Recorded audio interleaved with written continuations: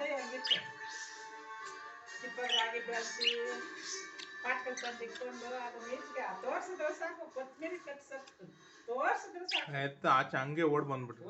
ಗಾಢ ಬಂದ್ಬಿಟ್ಟು ಅದೆಲ್ಲ ಹೆಂಗಿತ್ತು ಇವಾಗ ಆಗತ್ತೆ ಅದೇ ಜಾಸ್ತಿ ಆಗ್ಬೇಕು ಜಾಸ್ತಿ